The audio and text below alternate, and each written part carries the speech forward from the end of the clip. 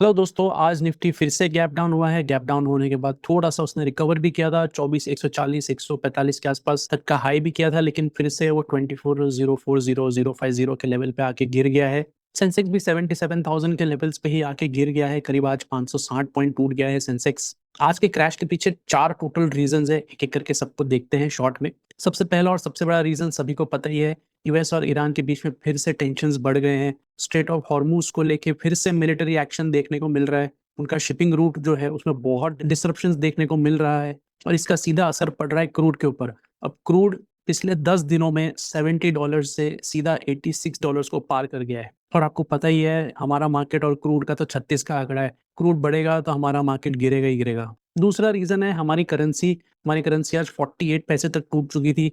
96.1 96.15 के लेवल पर गिर गया है। और मिडल ईस्ट का ये जो टेंशन है वो सीधा हमारे रूपी पे एक्सट्रीम प्रेशर डाल रहा है। तीसरा बहुत बड़ा रीजन है एफआईआईस का बिकवाली रुक ही नहीं रही है। पिछले सीजन में भी उन्होंने कुछ 3000 करोड़ की अग्रेसिव बिकवाली की थी। आज भी उनकी बिकवाली कंटिन्यू ही है और ये बिकवाली हमारे मार्केट्स पे डायरेक्ट असर डाल रहा है। चौथा रीजन जिसने आग में घी डालने का काम किया है वो है हमारा इन्फ्लेशन डेटा। अब जून महीने का जो होलसेल इन्फ्लेशन डेटा है वो 9.9% तक बढ़ के आया है, जो पिछले 2 साल का बहुत बड़ा हाई है। इस स्पाइक का सबसे बड़ा कारण है food prices, oil prices, petrol prices, fuel prices. आपको पता ही है, महंगाई बढ़ी जा रही है इस मिडिल ईस्ट के वॉर को लेकर। तो इन सब खराब मैक्रो इकोनॉमिक नंबर्स ने पूरा मार्केट का सेंटिमेंट काफी बुरा कर दिया है। तो क्लोजिंग नंबर्स की बात करें तो सेंसेक्स करीब 561 पॉइंट्स क्रैश हुआ है और 77,054.94 पे क्लोज हुआ है। निफ्टी की बात करें तो 158 159 पॉइंट्स, मतलब लगभग 160 पॉइंट क्रैश हुआ है। करीब 24,052 के आसपास क्लोज हुआ है। मिड कैप में आज एक दो स्टार्स थे, एक दो हीरोज थे, उसको भी थोड़ा सा एक्सप्लोर करेंगे। उन्होंने भी डबल डिजिट्स में आज गेन दिया है। अच्छे रिजल्ट्स आए हैं, अच्छा बिजनेस अपडेट आया है उनका। और डीमार्ट का भी रिजल्ट अनाउंस हुआ आज सुबह को, उसको भी देखेंगे कि क्या हुआ है क्या नहीं हुआ है, उसका इम्पैक्ट क्या पड़ेगा डीमार्ट के ऊपर, उसके शेयर प्राइस के ऊपर। तो चलिए जल्दी से बात कर लेते हैं 3 मिड कैप स्टॉक्स की। सबसे पहले शुरू करते हैं जस्ट डायल के साथ। फर्स्ट क्वार्टर का अर्निंग्स काफी मोमेंटम बना रहा है। स्टॉक ने 11:50 पे ही 20% का अपर सर्किट हिट कर लिया था। उसके बाद वो नीचे नहीं आया है। 677.50 पे क्लोज हुआ है, जो काफी सालों का एक हाई है। और रैली के पीछे एक ही रीजन है, उनका फर्स्ट क्वार्टर का अर्निंग्स। उन्होंने एक्सपेक्टेशंस को काफी बीट किया है। काफी स्ट्रॉन्ग प्रॉफिटेबिलिटी है, क्वार्टर ऑन क्वार्टर देखें तो काफी हेल्दी रेवेन्यू ग्रोथ है इनका। और मैसिव बाइंग इंटरेस्ट आया है रिजल्ट्स देखने के बाद। इनका नेट प्रॉफिट देखें तो जंप हुआ है 166 करोड़ पे, जो 66% का ये क्वार्टर ऑन क्वार्टर ग्रोथ है। ईयर ऑन ईयर ग्रोथ 4% के आसपास है, but quarter on quarter growth is 66%, जो बहुत अच्छा है। रेवेन्यू भी 327 करोड़ से बढ़ के आया है। ईयर ऑन ईयर 9.9% का ग्रोथ है। इनका जो कोर बिजनेस है वो अच्छा ग्रो कर रहा है और टॉप लाइन जो है वो हेल्दी एक्सपेंशन बता रहा है। आप सोच रहे होंगे क्वार्टर ऑन क्वार्टर ग्रोथ 66% का इतना बड़ा कैसे लग रहा है, क्योंकि इनका जो पिछला मार्च का जो क्वार्टर था वो काफ़ी कमज़ोर था। तो इनकी जो रिकवरी है वो काफ़ी स्ट्रांग दिखाई दे रही है इस वजह से, ईयर ऑन ईयर से कंपेयर करें तो।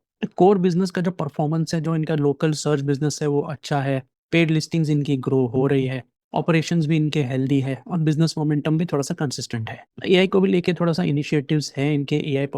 एआई पावर्ड सेल्स असिस्टेंट्स है, एआई वॉइस बॉट्स है। एम्प्लॉइज के प्रोडक्टिविटी को थोड़ा सा इंप्रूव किया है। कस्टमर सर्विसिंग थोड़ी सी बेटर हुई है और ऑपरेशनल एफिशिएंसी भी कहीं ना कहीं इंक्रीज हुई है इनकी। तो अब ज्वेलरी सेक्टर में एक कंपनी की बात करते हैं, दैट इज कल्याण ज्वेलर्स। 4 दिन से लगातार बढ़ता जा रहा है। करीब 4-5 दिनों में पिछले हफ्ते से करीब 40 से 50% तक बढ़ गया है और क्लोजिंग करीब 522 के आसपास है। तो काफ़ी मैसिव रिटर्न्स दिए हैं इसने 1-2 हफ्ते में। तो इनकी रैली के पीछे एक स्ट्रॉन्ग रीज़न है कि इनका Q1 का रिजल्ट तो नहीं, बट Q1 का बिजनेस अपडेट आया है। इसमें रेवेन्यू का जो ग्रोथ है वो काफ़ी एक्सपेक्टेशन से अच्छा है। इनका अक्रॉस द बिजनेस काफ़ी स्ट्रॉन्ग डिमांड है और मैनेजमेंट की कमेंट्री भी काफ़ी पॉजिटिव लग रही है। ओवरऑल सेल्स भी इनके काफ़ी स्ट्रॉन्ग है। तो अधिक मास का जो इम्पैक्ट है वो भी कहीं न कहीं नहीं दिखाई दे रहा है कि अधिक मास थोड़ा-सा अनफ़ेवरेबल होता है, तो उस चक्कर में डिमांड भी काफ़ी स्लो हो जाता है। पर उसका इफ़ेक्ट नहीं दिखाई दिया, वही एक अच्छी बात है। और इसके बावजूद इन्होंने एक ग्रोथ दिखाया है। इनके स्ट्रेंथ्स भी तो है, जैसे स्टोर्स को काफ़ी अग्रेसिवली एक्सपैंड कर रहे हैं, बिज़नेस मॉडल भी इनका एसेट लाइट है, एग्ज़ीक्यूशन बहुत स्ट्रॉन्ग है, कंज़्यूमर डिमांड भी हेल्दी दिखाई दे रहा है, फ्यूचर ग्रोथ को लेके भी थोड़े से ऑप्टिमिस्टिक है और मार्केट जो है वो लॉन्ग टर्म एक्सपेंशन स्ट्रैटेजी को रिवॉर्ड करता ही करता है। अब रियल एस्टेट सेक्टर में एक स्टॉक की बात कर लेते हैं, पुरवनकारा की। स्टॉक ने करीब 11% ऊपर क्लोजिंग दिया है। इंट्राडे में तो 13 टू 50% हाई बना के आया था। तो रियल एस्टेट सेक्टर में टॉप परफॉर्मिंग स्टॉक्स में से एक है। तो ये रैली हुई है क्योंकि इनका एक स्ट्रॉन्ग ऑपरेशनल अपडेट आया है और काफ़ी पॉजिटिव रिएक्शन मिला है इस स्टॉक को। अब रीज़न ये है इनका Q1 के प्री सेल्स करीब 1440 करोड़ के आसपास है, तो ईयर ऑन ईयर ग्रोथ जो है वो 27-28% के आसपास है। तो ये कहीं न कहीं हेल्दी डिमांड इंडिकेट करता है और सेल्स मोमेंटम भी काफ़ी स्ट्रॉन्ग है। कस्टमर कलेक्शन जो है वो 1199 करोड़ है, वो भी ईयर ऑन ईयर ग्रोथ करीब 40% का है। तो कैश इनफ्लो जो है वो भी बहुत स्ट्रॉन्ग है, बिज़नेस एग्जीक्यूशन भी अच्छा हो रहा है और ओवरऑल ऑपरेटिंग कैश जनरेशन जो है वो भी हेल्दी है। कंपनी ने नए लैंड डील्स भी अनाउंस किए हैं, इनका जो जीडीवी है यानी ग्रॉस डेवलपमेंट वैल्यू वो भी अराउंड 5200 करोड़ है। तो फ्यूचर में जो इनका प्रोजेक्ट पाइपलाइन है वो भी कहीं न कहीं एक्सपैंड हो रहा है। तो लॉन्ग टर्म में ग्रोथ की विजिबिलिटी इंप्रूव हो रही है और फ्यूचर रेवेन्यू के लिए थोड़ा-सा पॉजिटिव सिग्नल लग रहा है। अब बात करते हैं एक और बड़े स्टॉक की, दैट इज़ डीमार्ट। क्या हुआ है डीमार्ट को लेके? तो फंडामेंटली एक स्ट्रॉन्ग कंपनी है, क्वार्टरली नंबर्स भी काफ़ी हेल्दी है। मार्केट रिएक्शन फिर भी थोड़ा-सा ठंडा था, तो अच्छे अर्निंग्स थे फिर भी स्टॉक का प्राइस गिरा है। क्या हुआ है थोड़ा-सा डिटेल में देखते हैं। अब ओवरऑल इनका रेवेन्यू जो है वो 18,000 करोड़ से भी ज़्यादा का है। स्पेसिफिकली बोलूँ तो 18,700 18,800 करोड़ का है। तो ईयर ऑन ईयर ग्रोथ भी 15% का है। तो ये टॉप लाइन जो है वो स्ट्रॉन्ग डबल डिजिट्स में है और बिज़नेस भी अच्छा एक्सपैंड कर रहा है। नेट प्रॉफिट जो है वो 860 करोड़ निकल के आया है। ईयर ऑन ईयर 11% का ग्रोथ है। तो अर्निंग्स ग्रोथ भी हेल्दी है, रेवेन्यू भी बढ़ के आया है, बिज़नेस प्रॉफिटेबल है। ऑन पेपर तो रिज़ल्ट जो है वो काफ़ी पॉजिटिव दिख रहा है। फिर भी स्टॉक गैप डाउन हुआ है 3,950 के आसपास और इसने 3,908 का लो बनाया था और 4,012 तक का हाई किया था और क्लोज़ हुआ 3,994 पे, करीब 2% तक डिक्लाइन हुआ। तो कहीं न कहीं मार्केट काफ़ी डिसअपॉइंट हुआ है, इतने स्ट्रॉन्ग फाइनेंशियल नंबर्स के बाद भी। अब इसका एक ही रीज़न निकल के आता है, वो है मैनेजमेंट की कमेंट्री। अब ये सबसे बड़ा कंसर्न है, ध्यान से सुनिएगा। मैनेजमेंट ने क्लियरली कहा है कि जिनको मेट्रो सिटी के जो मैच्योर स्टोर्स है, उसमें उनका रेवेन्यू टोटली फ्लैट है, मतलब वो एक रेड फ्लैग बन गया है, एक चिंता का कारण है। तो चिंता का कारण क्यों है? क्योंकि ये जो मेट्रो सिटी के जो स्टोर्स है, इनका हाईएस्ट रेवेन्यू पर स्क्वायर फीट के हिसाब से लेके आता है। मतलब स्टोर छोटा हो या स्टोर बड़ा हो, पर स्क्वायर फीट के हिसाब से इनका रेवेन्यू सबसे ज़्यादा आता है मेट्रो सिटी के स्टोर्स में से। और ऐसे सिटीज़ में ग्रोथ ना मिलना मतलब ये चिंता की बात है।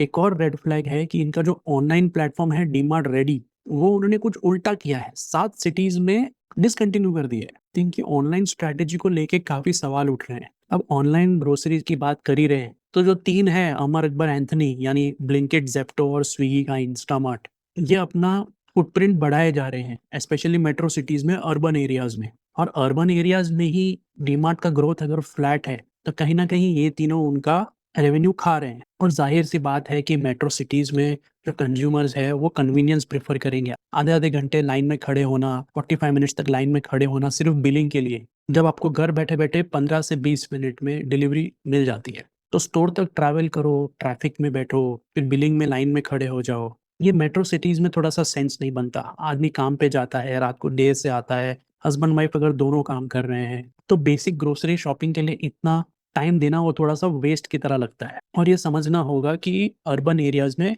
ग्रोसरी शॉपिंग को लेके हैबिट्स जो है वो अब इवॉल्व हो रहे हैं और काफ़ी जल्दी इवॉल्व हो रहे हैं। तो इन सब में पॉज़िटिव चीज़ एक ही है कि टियर 2 सिटीज़ थोड़े से अच्छे परफ़ॉर्म कर रहे हैं। तो मेट्रो सिटीज़ के जो बाहर के स्टोर्स हैं यानी नॉन मेट्रो सिटीज़ हैं, उनके स्टोर्स ग्रो कर रहे हैं। रेवेन्यू तो बढ़ रहा है, प्रॉफ़िट भी बढ़ रहा है। बस वीकनेस एक यही एरिया है, क्विक कॉमर्स वाला। और क्विक कॉमर्स को लेके ही इन्होंने एक नेगेटिव चीज़ की है, 7 सिटीज़ में अपना डीमार्ट रेडी डिसकंटिन्यू किया है। तो नेहले पे दहला जैसा है ये। तो ओवरऑल कंक्लूजन निकालें तो फाइनेंशियल परफॉर्मेंस तो स्ट्रॉन्ग है, बिज़नेस के फंडामेंटल्स भी हेल्दी है, सिर्फ़ क्विक कॉमर्स जो है वो थोड़ा-सा डिसरप्शन लेके आ रहा है अर्बन एरियाज़ में और इस कारण इनका कॉम्पिटिशन कहीं न कहीं उनके साथ ही है। अब फ्यूचर में देखना होगा कि इनके मेट्रो सिटी के स्टोर्स कैसे परफ़ॉर्म करते हैं आगे, टियर 2 का एक्सपेंशन वो लोग करते हैं, नहीं करते हैं, ऑनलाइन ई-कॉमर्स को लेके इनका क्या व्यू है फ्यूचर में और इनका मार्जिन सस्टेन होता है कि नहीं। तो एक चीज़ सीखने को मिलती है कि strong earning, strong revenue, strong profits guarantee नहीं करता कि स्टॉक का प्राइस बढ़ेगा ही बढ़ेगा। एक बिग पिक्चर सिनेरियो भी देखना होता है, एक प्रैक्टिकल रियल लाइफ सिनेरियोज़ भी देखने होते हैं। तो वीडियो को यहाँ तक देखने के लिए बहुत-बहुत धन्यवाद। वीडियो अच्छा लगा हो तो प्लीज़ लाइक कर दीजिएगा, सब्सक्राइब कर दीजिएगा और बेल बटन दबाना ना भूलिएगा ताकि आपको नोटिफ़िकेशन आ जाए। मेरा नाम है प्रेम, मिलता हूँ अगले वीडियो में, तब तक के लिए थैंक यू एंड बाय-बाय।